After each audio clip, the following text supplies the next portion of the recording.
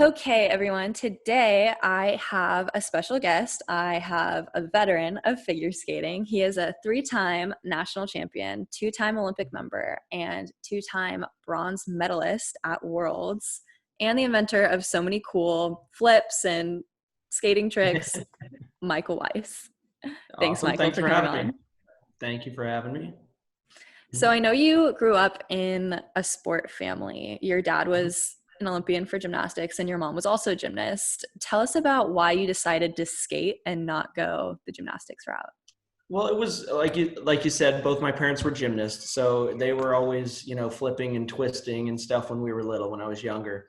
I have two older sisters. One was a diver, and I started out diving actually with her when I was younger until the age of 9. And then I basically came home from diving practice one day and I told my mom and dad, I'm like, I'm not really into diving. I'm not loving it. I don't want to do it anymore. I don't like coming after school to the pool. It's cold. I just don't like it. And my dad's like, okay, well, you have about a week to figure out what you want to do. So figure out what you're going to do, because you're not going to sit at home and watch TV after school. And I was like, okay. So my mom said, why don't you come to the rink with my other sister, Jeremy, who was a skater at that time. Why don't you come try skating? So I went and tried skating, and I think what I liked about it really was that I started kind of getting recognition quickly because I learned things quickly. Like, I was doing waltz jumps like the first day and like trying things that normally wouldn't be the progression. And so I got a little bit of praise and recognition for that. And so I wanted to do a little bit more and want to do a little more and a little more. And that's kind of how I got into skating. It was basically I was, went to the rink with my older sister one day, and she was always the better skater. She was very good. I think she was second at junior nationals in junior ladies. She competed internationally. I was always like Jeremy's younger brother. I was never really my own skater until probably maybe 12, 13, 14, when I started going to nationals. People were like, oh yeah, Jeremy's younger brother can skate pretty well too. I was kind of in her shadow for a while, but then I broke out as I got older. But I think it was very beneficial having parents who were involved in a sports that are similar to mine, like my sisters being skaters and divers, my parents gymnasts. They're all individual sports. They're all like flipping and twisting and some type of movement like that. So yeah, it helped having them as parents. They guided me a lot on my off ice training and stuff like that. So it was good having a family of athletes. Yeah, that's so cool. I know that gymnastic teaches you really great coordination, especially working with body weight at such a young age. I actually did gymnastics myself from the age of like 1 to 8 years old before I Okay. stopped. But yeah, do you recommend gymnastics for young kids growing up, like as a start to kind of learn coordination and then you can switch to any sport? I think in general, I recommend sports, number one, because I think they build character, they build discipline, they teach you to be tough, they teach you to deal with adversity and difficulties. But even more specifically, as you said, gymnastics for figure skaters, any sport that works on strength, balance, body awareness in the air, rotating and flipping, those type of things, if you do more varieties and cross training of it, you're going to be better at your individual sport because you're a better athlete in general. So yes, I definitely recommend it. My mother was a gymnast, as you said, and then also she did a lot of off ice training with me. I worked a lot on the trampoline when I was younger. I would do, that's when I learned a lot of my jumps on the tramp before I ever tried them on the ice. Like I could do, single rotation, double rotation, triple, quads. Even this old body, I could still get up on a trampoline and do a quad rotating jump, because you can, obviously get much more height. You don't have to create that with your own strength anymore. You can use the trampoline for a lot of body awareness, spatial awareness, so that when you do try it on the ice, you're that much more comfortable with rotation. And also, if you fall on a trampoline, generally, certainly if you fly off, you're going to hurt yourself. But if you just sit down and fall on a trampoline, it's a lot less strenuous than falling on the ice, when you're dealing with bruises and bumps and broken bones. So you could do a lot more repetition on a trampoline without as much pounding on your body. And so I utilize that a lot. My mom helped me a lot with stretching and flexibility. I was never really considered a flexible figure skater at all. But I would have been a lot less flexible had it not been for her. And I think that's one of the reasons I didn't have many injuries when I was competing was because she trained me off ice, got me physically prepared, and stretched, multiple times daily. So I prevented a lot of injuries. So yes, better all around athlete and doing cross training sports like gymnastics, even diving, anything where it's an individual sport, ballet, where you're doing something to physical movement. You can get more and more comfortable in performing side of it, and then the athletic side of it of jumping and spinning and twisting. That's so awesome. That's really interesting that you did jumps and whatnot on trampolines, but that must have been safer, I want to say, having gymnastic parents, because I feel like there's just so many injury stories with kids, on trampolines, like twisting their ankles or whatever. So like personally, my mom was so scared of trampolines. I loved them, going over to a friend's house and trying to jump, but my mom was like, please don't hurt yourself. Yeah. No, and I get that too. I think I was on a trampoline way before I was ever on the ice, because I grew up in gyms, because my parents were gymnastics coaches when I was really younger. So they owned a gym, and I was, grew up bouncing on a trampoline and was always very comfortable with that. It just made sense. I did it for diving. We did flips and stuff like that and twists for diving on the trampoline. And then the transition was natural. As soon as I started skating, I'm like, oh, well, I can do turns. Let's do them on the trampoline. And yeah, it is, even though it can be dangerous. If I grew up on it, like I said, I was comfortable. It wasn't dangerous at all. It was much less strenuous on my body on a trampoline than it was on the ice. Obviously, you just touched on your mom being super involved in helping you with injury prevention and training and everything. How involved were your parents in your coaching process, and who were your coaches on the ice? Well, my very first on-ice coach was Audrey Wissiger. I was in Fairfax, Virginia, where I first stepped out on the ice. I also had another coach. Actually, I shouldn't say that. My first real coach when I stepped on the ice was Nick Perna, who also worked at that rink. He still coaches there. He works with Audrey as well in Fairfax, Virginia. But he was the first lesson I had. I remember it because he always talked to me for years about it, still talks about it, how I was so nervous. The first lesson I went out there, he was trying to get me to do a T-stop. And he's like, yeah, how you just lean back and put some weight on this back edge and it skids like that. Just lean back. And I'm like, if I lean back, I'm going to fall. I'm going to fall if I lean back. And I remember being so frustrated. He's like, no, just trust the edge, like this. And he always talks about my difficulty with T-stops, the first lesson I had. But I got the hang of T-stops. And I remember that Audrey was watching us, watching my lesson. And because she was coaching my sister, Jeremy, at that time. And she said, as soon as I had the first and second lessons, she said, she goes, yeah, she's like, it looks like Jeremy got all the skating talent in the family, because this one's not going to be a skater. That's what she said about me. And then after about a week or so, like I mentioned before, I started picking things up pretty quickly. And she's like, oh, maybe he's got some potential. Then I worked my way up. Maybe 2-3 weeks later, I was able to get a lesson from Audrey, which was a big deal for me. And then she ended up coaching me for the majority of my skating career. So she did all my on ice training right in Fairfax, Virginia. And then off ice stuff my mom did, like I said, trampoline. My dad played a big role in a lot of I lifted a lot of weights back in the 90s. So I felt like being a stronger athlete off the ice made you a stronger athlete on the ice. So I worked out every single day after my training sessions. I go to the gym, lift weights, do different body parts every day. And so he played a key role in that. And I had a really a good team, support team around me with my sisters and my mom, my dad, and my skating coaches really are what helped me create the environment that gave me the ability and the opportunities to succeed in skating. Since your parents were such high level athletes themselves, did they also help you in the role of mental strength for skating? Because that is such an important component to any sport, right? Being able to hit it in competition, not just practice, and then feeling confident in your training and whatnot. So yeah, what about that relationship?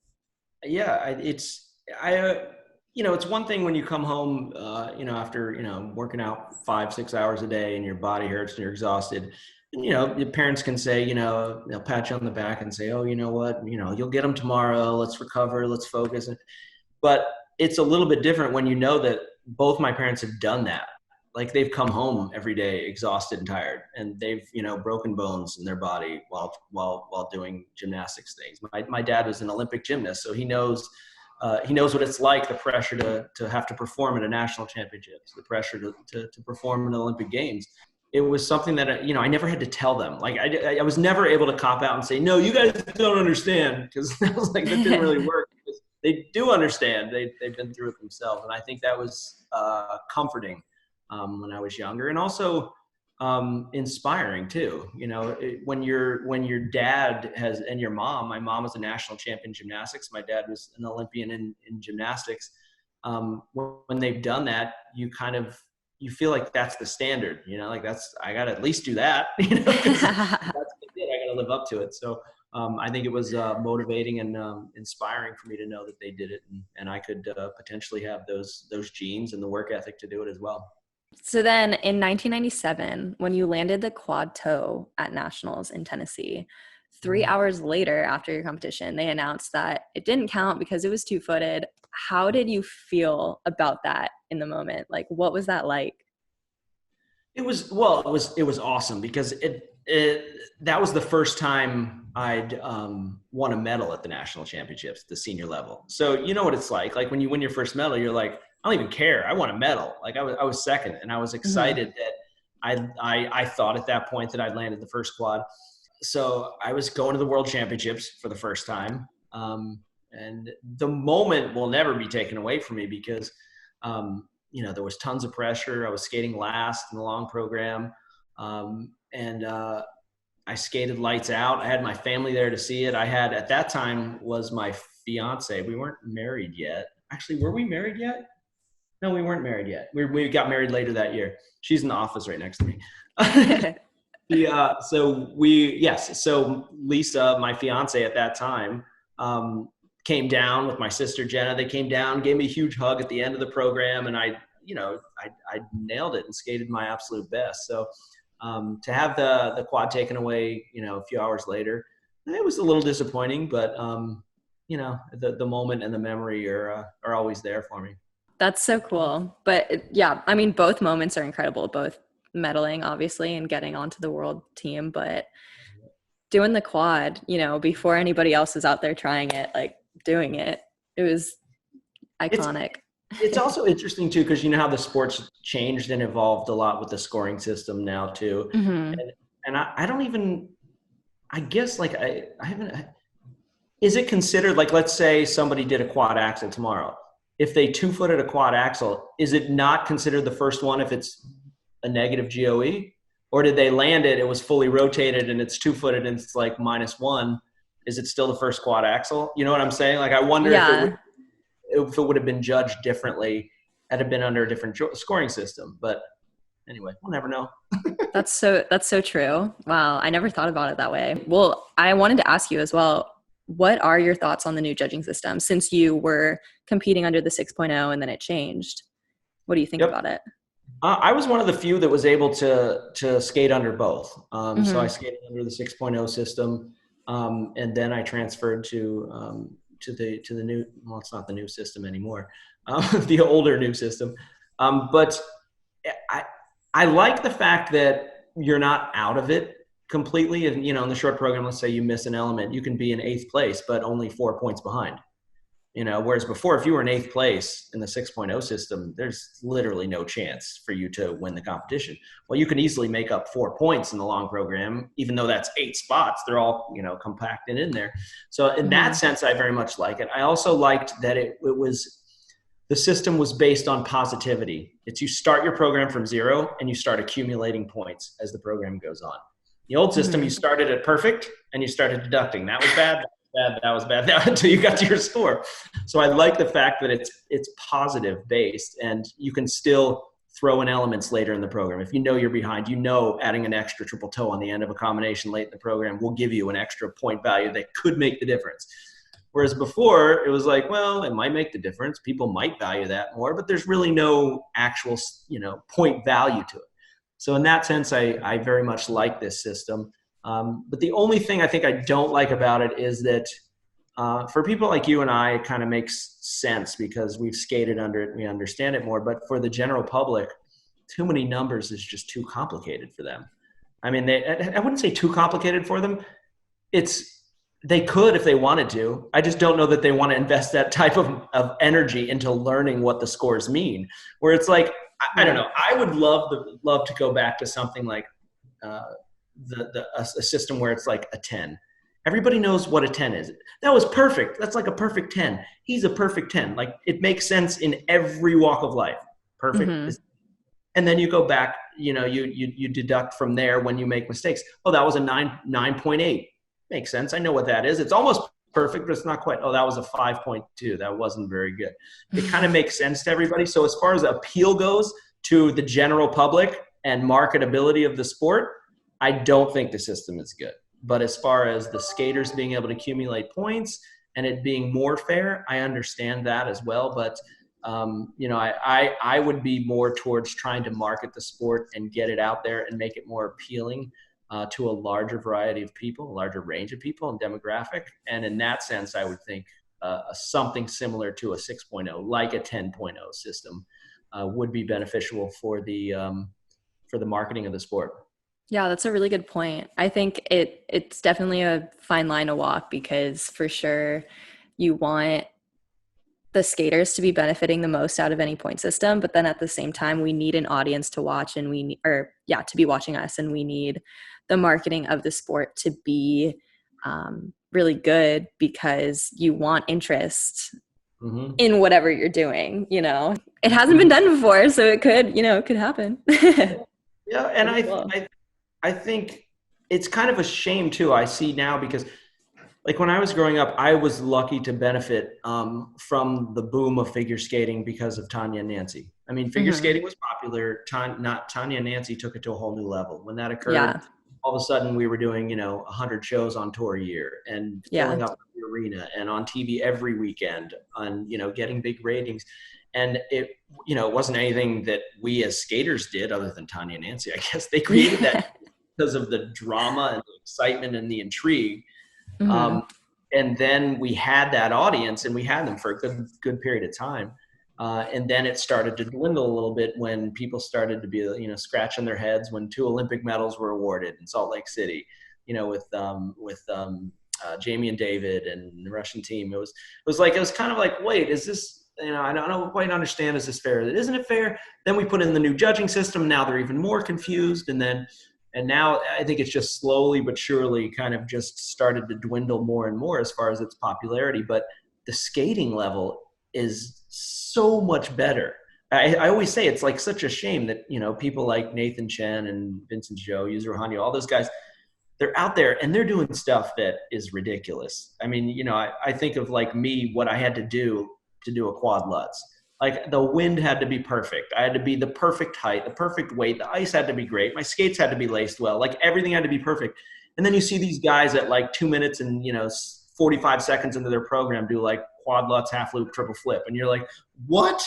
And they have, 6 or 7 quads in their program. So the difficulty that they're doing, and they're combining it with an artistic, entertaining program, is just mind-boggling to me now. And to know that there's not as many people watching the sport to appreciate what they do is disappointing, because I know what they do is, some of the hardest things on the planet. Doing those quadruple jumps multiple times under pressure to music is an amazing feat. And I think I would love more people to be able to enjoy it and appreciate it. Yeah, I totally agree. I think coming from a skating generation of this past decade, with knowing the rich history of particularly U.S. figure skating with all of our amazing Olympians and athletes, it definitely makes all of us, like, we all think, the 90s, early 2000s, like, that was such prime time for skating, obviously because of the scandal that happened. But watching arenas be just sold out, and the excitement, and everybody knew, these athletes' names, it definitely has a different feel now, because the skating, I guess, audience community is smaller than it was back then. But it is insane because of the current trends with jumping, particularly, the quad trend that has really sparked this last decade and the last 5 years, really, with all of the men and now women who are doing quads. Yeah.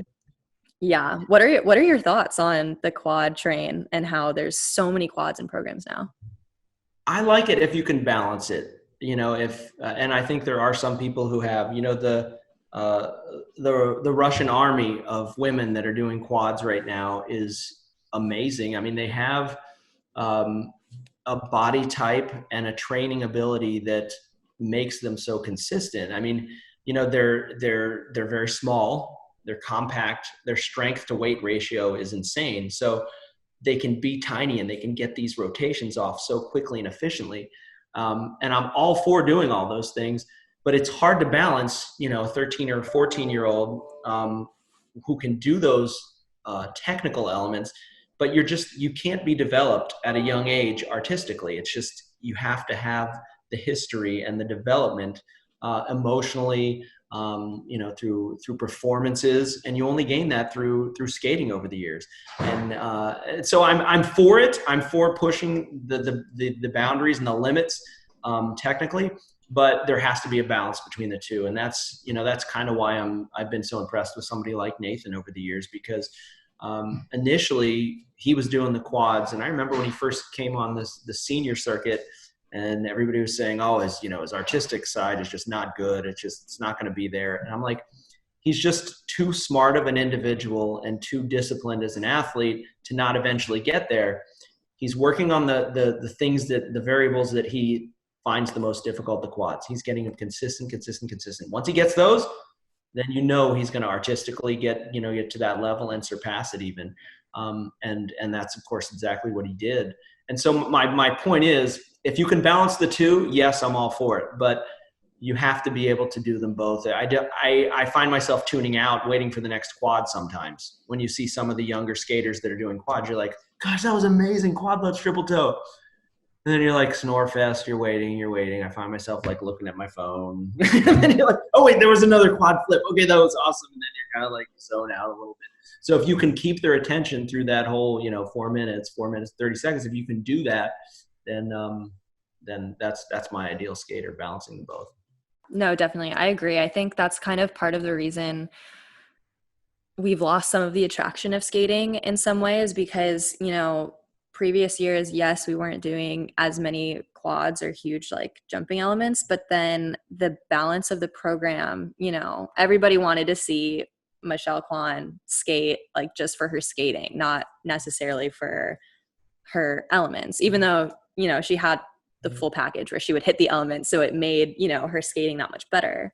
But now it's definitely become very, very element oriented, to the point where people watching just kind of, like you said, lose a little bit of interest because the full package isn't there. So I think definitely developing the skaters in a more full way for, the artistic component is definitely important. And now there's actually talk about an age change for ladies and men's skating, making, I think, the limit 17, 18 rather than 15. What are your thoughts on that? Do you think that would help the artistic component, or do you think that's not really necessary? I think I've always been a proponent of, I think with their motivation, a lot of those times, what I've heard is their motivation is to keep these younger athletes from pounding themselves and, and getting injured. And that's why they have them, these age limits. And I'm like, well, if that's the reason, then it's not working, because they're still doing it at 13 and 14 years old. You're just not letting them compete. They're still doing it and training it at home. So we haven't really prevented anything. I've always been a believer that the world championships, the Olympic Games, are the best athletes in the world. Whether you're 48, 75, 9 years old, whatever it is, it's the best athletes. And if you can do the technical abilities and you can qualify to compete at that level, then you should have the right to do that. I have not been a proponent of limiting having kids, be able to do it, because if they can do it, they can do it. Why put a limit on that? That's like saying you can't compete at the Olympics because you have blue shoes on, or you wore a green hat, or you're 14 years old. It's an uncontrollable, you can't control how old you are, but you can control the elements that you do. And if you can compete both technically and artistically at that level, you should have the right to do it. But Yeah, no. I think it's up to the coaches too to develop the skaters as much as possible so that they are well balanced. Even to the sense where, okay, we know you can do the quadruple jumps. You have to go out and skate, 3 shows the next 3 weeks, and you're not allowed to jump, and you have to get a standing ovation. Hmm. Good luck. How are you going to do it? And then you got to think, you got to put your thinking cap on. They're obviously great athletes and great thinkers because they were able to do those elements. Now you got to find a way to draw people into your performance. Select a piece of music that works for you, that draws them in. Work on your spins, work on your artistry, work on your ability to communicate with the audience, to entertain them, and to draw emotion out of them. And then that will develop because it's necessary. If those quads, half of the score is technical, half of the score is component marks. And if you're judging it like that, then they know if they're deficient in one, they have to keep up by doing the other. Yeah. I think the, I guess, key part of the age limit thing is mostly about the quality of their skating, with the second part, the artistic component, because even though, like you said, anybody who is the best athlete in the world at that point, especially technically, because we're a sport first, not an art form first, right? That's why skating's in the Olympics. It's because of the physical, requirements, not necessarily just being a pretty dancer, right? But I think allowing like people to compete because they are at that level is definitely something that we should continue to do. But then what about allowing kids, younger skaters, to be winning everything when their component mark really might not be of the same caliber as older skaters that maybe aren't doing the same technical, but then they have that full package skating? Like, what are your thoughts on that? Well, I think the way to control that then is to judge it accordingly. If you're going to score, a 150 technically, you better get 3s and 4s on your component marks. Nobody's ever going to give 3s and 4s. Have you ever seen it? Nobody does that, in the component mark. So start giving those, and you'll see that they'll have to get those things back up. They'll be forced to. They'll be forced to focus on them. So let the judging determine whether they're old enough to be in, and whether they're mature enough as a skater and performancing, their performance level as a skater. Give them credit for their quad lutz and their quad flip, but then give them a 2 or a 3 on all their component marks. And then that'll balance it out. Then somebody who doesn't do the quads but gets 8s and 9s in their component marks is going to beat that person. So, let that dictate it rather than saying, sorry, you're 13, you can't compete. You're 14, you can't compete. That doesn't make sense. There may be a 14-year-old that is, artistically advanced. They give them the opportunity to show that they can do that. And if you start scoring them low on the component marks, they'll be forced to challenge themselves at a younger age with the artistic mark. Yeah, that's definitely the most honest way to go to keep the integrity of the sport. It's definitely frustrating that the judging system can be manipulated quite a bit to, do whatever they want rather than have that honest result. But actually, one of the questions that I ask a lot of athletes and have a common opinion on is they think that the tech panel is inconsistent a lot of the times in competition within the same event, which is super frustrating, obviously, for a lot of athletes. What do you think about the tech panel, and how do you think it can be improved? Well, I think they are inconsistent. I mean, I've experienced that even right at the start of the system, where I did my combination spin in my short program, and I got a level 4 on it. And then I knew that in the Grand Prix event before that, I did my long program combination spin and it got a level 3. So I said, well, all I'm going to do is I know that I just got a level 4 in the short. I'm just going to change it to that spin combination. I'll get a level 4 in the long, right? So I did the long program. I did the exact same spin, and I did it better than I did in the short program, and I got a level 3 on it. And it was the same panel, and it was the same technical spec, and I'm just like, how does that happen? I asked them afterward, because there was they have the competitors party and the gala afterward, whatever. I was like, I did the exact same spin, you know that, right? Like, I did the same spin in the short and long program so that you could be happy. And, they made up something like, oh, well, didn't have the right number of rotations. I'm like, that's just not true. I count when I spin, I know. But anyway, So that consistency, that could be the difference in a point or so. It did, luckily in that scenario, it didn't dictate whether I got, first or second or third. It didn't have an effect. But what if it did? What if that was the difference between the gold medal and the silver medal at the Olympics? Then it would really, really be important. But yes, I agree that one of the things I have with the technical specialist that I'm disappointed in is when we watch nationals or worlds or Olympics, there's a ton of cameras. There's like 14 cameras in there for, NBC and all the TV cameras from all these different angles. And we get to see replays from all these different angles as spectators, but the technical specialist only gets, and I don't know if this has changed or not, whether they get one camera angle or at least two now, I'm not even sure. But why do they not have access to all the cameras in the place? And I know the argument is, well, every competition doesn't have that many cameras. But every like they'll say South Atlantics doesn't, or regionals or sectionals or those type of events don't have all those cameras.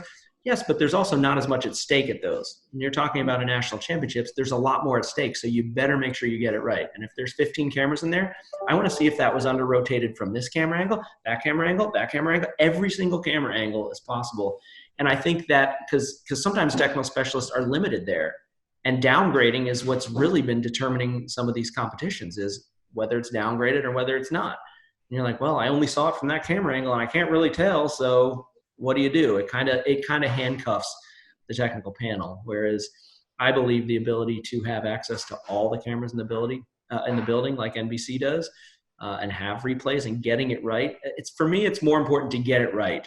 Like, get it right. Whether this kid has, 4 downgrades or no downgrades, that's the difference between like 2nd and 7th.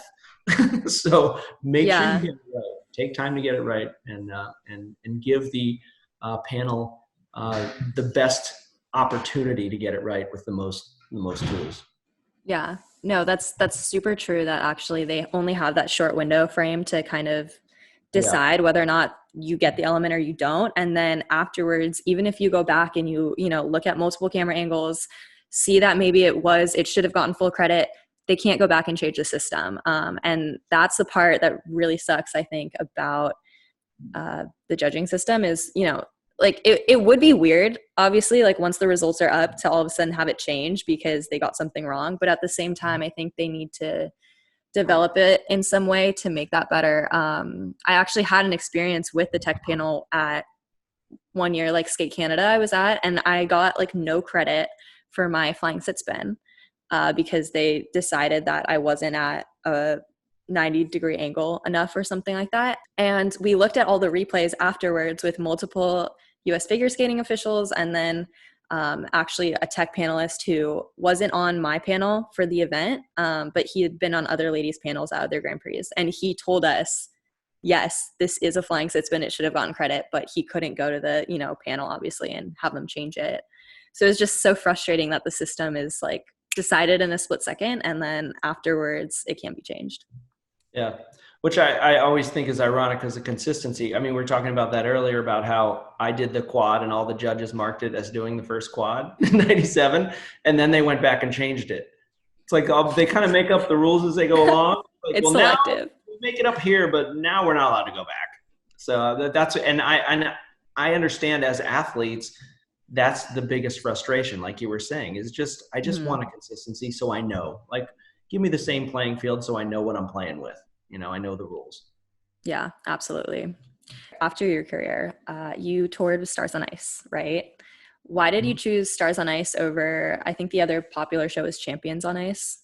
Well, actually, I did both. I toured with Champions on Ice for 8 years. Okay. And then I switched from Champions on Ice to Stars on Ice. I toured for another 6 years, maybe 7 years with Stars on Ice.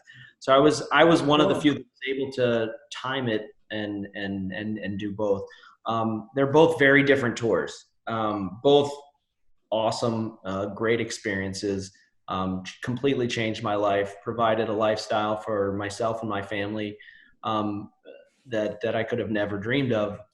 But when Champions on Ice was a whole nother level. It was right in the middle of the Tanya and Nancy thing. And, we did the longest tour ever. It was 93 shows, 85 cities with with Champions on Ice with Tom Collins. And, we were selling out every arena. Like, we'd go to every arena, and it was just so surreal to be out there every night and, look up and they announce people's names and the place would just go crazy. It was It was an amazing opportunity, an amazing experience. Champions on Ice was a larger cast. We had a cast of, I mean, you did one number. So you basically had 30 seconds in the opening. You did one, 3-minute number, and you had 30 seconds at the end, and that was your night. And that was pretty much your entire night. Then when I went to Stars on Ice, that was a much smaller cast. You're out on the ice, you're working all night long in Stars, which is a different rhythm, but I enjoyed it because there's like a rhythm to the show, and you started getting into it, and it's a workout, and it's exciting, and it's challenging all through the night. So, you'd have a long group number at the beginning in Stars. Then you'd have at least 2 solos, and then you'd have group numbers too, where you do like a duet with another skater, or you do like, a guy's number and a girl's number.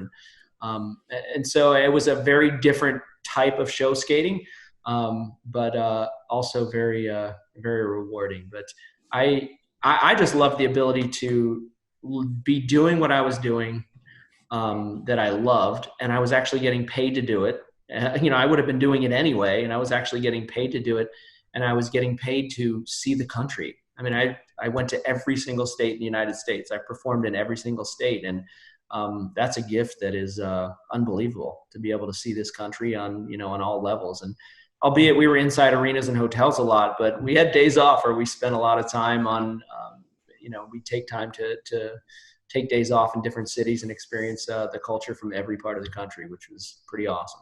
It's literally the dream life. I remember going to Stars on Ice shows when I was really young and just dreaming about being able to skate in shows like that. And then I, really lucky as a skater, got to perform in 2 Stars on Ice tours after the Olympics. So that was just an absolute dream, even though the scale definitely a lot smaller than shows back, 15, 20 years ago. But I did like 10 shows after the Olympics, and then I did another tour as a full-time cast member, and we only had 6 shows, but it was so fun. And like you said, so packed, there were so many things that you had to get done throughout the night. But the skating community, I think, was the best part of that show, because we were all just hanging out 24/7, on the buses together, going off to IHOP at midnight after a show.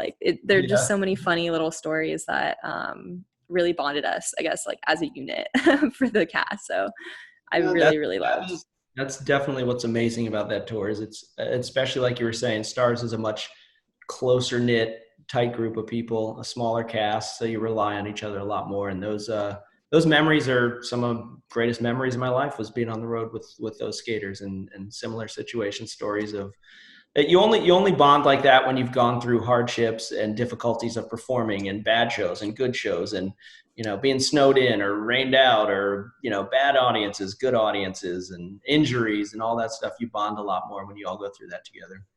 Well, tell us about your foundation, the Michael Weiss Foundation, that you started for skating. Well, I started this after, what was it? It was when I made the 2002 Olympic team. Right after that, I always said when I was younger, my parents struggled to keep my sister and I skating financially, because skating's not a cheap sport, and we had 2 of them in it, my sister and I. So at that point, they were spending $75,000-$80,000 a year on our skating expenses when I was younger, and that's a huge strain on a family. And I always said, if I ever got to the point where I could give back and help somebody who was similarly in my situation, that I would. And I got to a point where I could do that. I had resources and friends and things like that I could help raise money for other skaters. And so we started the Mike Weiss Foundation show, and we had a show annually every year. We did it for 10 years, raised all, skating friends from Stars on Ice, Champions on Ice. They all came in and performed shows. They donated their time, donated their performances, and we'd raise money and funds. And then every single dime we'd raise would go right out in skating scholarships to up and coming skaters to help out. So it was a big part of my life. It was a big part of my kids' life too. They participated in the show every single year. They sell programs, perform some in the shows, and we actually housed all the skaters in order to save money for the foundation. We didn't put them up in hotels. Basically said, everybody come to my house. We're going to have a party this weekend. It's going to be fun. We're going to see each other. We're going to put on a show. We're going to raise some money. And all that's going back to skaters like you and I when we were, 15, 16, 17 years old. So great experience, great memories there. And thankfully we were able to give a lot of financial support to a lot of young skaters and hopefully made a difference.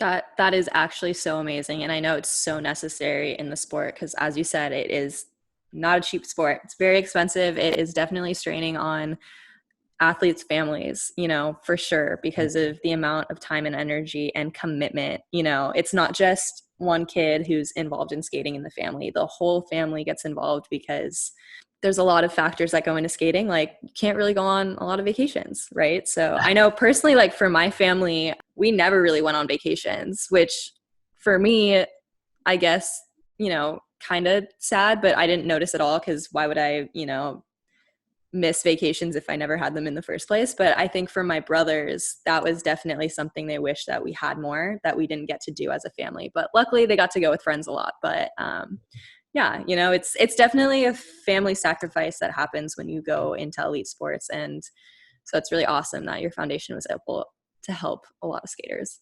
Yes, it is. And I know what you mean about missing out on a lot of those things. Cause similarly, I would, I don't even remember ever growing up taking more than like 5 days off of the ice. Do you? Like if people now, they're like, oh yeah, we went on a vacation for a week or 2 weeks, or we took a break. I'm like, if I was off the ice for like 5 days, I was like, I got to get back on the ice. I'm gonna lose everything. Mm-hmm. Exactly. Your timing changes. You're done. Yeah. So vacations both physically weren't an option and certainly weren't financially an option either because my parents were out spending money as opposed to out making money to try and pay for my skating expenses. But we got a lot of support from the community too when I was younger, which was nice. A bunch of local businesses would like make my skating outfits, and the chiropractor would help me, give services, or I'd work out at the local gym and they'd give me a membership. Like those type of things all would help out where they can. So we were able to get some community support as well, which was great. Well, my final question is, what are you doing now? Tell us. I am in a completely different industry now, completely different realm, different passion. It's similar though. My wife and I own a design and build company, Weiss Design and Build. And she specializes she's the design, I'm the build. So it started years ago even when I was still on Stars on Ice, and it was seasonal. I'd tour for certain months out of the year, and then the rest of the year I was like at home twiddling my thumbs, waiting for touring season to start. So I started picking little projects. I built my wife's closet. I did some trim work around the house. Then we started to tackle more stuff. So I bought the house next door, demolished it, and rebuilt a brand new house from the ground up with a friend of mine as kind of like my mentor. And then that just kind of took off when I do less and less skating, more and more building. And now we build high-end residential custom homes in McLean, like in the DC area. And we'll do like basement remodels, kitchens, bathrooms, stuff like that. But I love it because it's very similar to skating in the sense that I work really hard on something. Like you're home, you're working on your program, you're training every day, and then all of a sudden you get to nationals, you're like, here's my program and judge it. What do you think? And it's the same thing. Like I'm working for months and months and months on a project, and then it's like, here it is. Like you present it to the client, and you're like, what do you think? And they're like 6.0, or they're like 5.1. So it's the similar type of reward, and it's very much a perfectionist business too. The difference in skating, like, okay, you only did 3 rotations, you didn't do 4 rotations on your spin. You're not going to get credit. Similar to that, like if, detail, if the mitered corners and crown molding don't match perfectly, then, it's not a perfect product, and our clients won't accept it. So I think it's in that sense, I think skating really prepared me for this industry, but it's been very, very rewarding, both emotionally and financially. But I love what I'm doing. And I continue to keep doing more and more. We've been lucky enough during COVID that we're considered an essential business, being contractors. So we worked through the entire time. We're able to continue working, and actually in the sense that we actually got a lot busier because the contractors were all working, and there's people that are sitting at home and they're like, I got a project. I want to redo my basement. I want to build a guest house. And so those types of things all started happening. And so we were busier than ever, which thankfully we've been blessed with that. But it's long hours, just like skating is. You're never kind of off the clock when you own your own business, but it's very rewarding, and it's been a fun transition for me. That's really awesome. That's also super nice that you're considered an essential business and didn't need to close down for any period of time during quarantines. Because I know there's a lot of small businesses that have been going out, which is so sad to see. Ugh. I But yeah. know. Well, thank you. Thank you so much for this interview. That was awesome. You gave a lot of great information. I know everyone listening will be super stoked. So thank you so much. Well, thank you for having me. Appreciate it.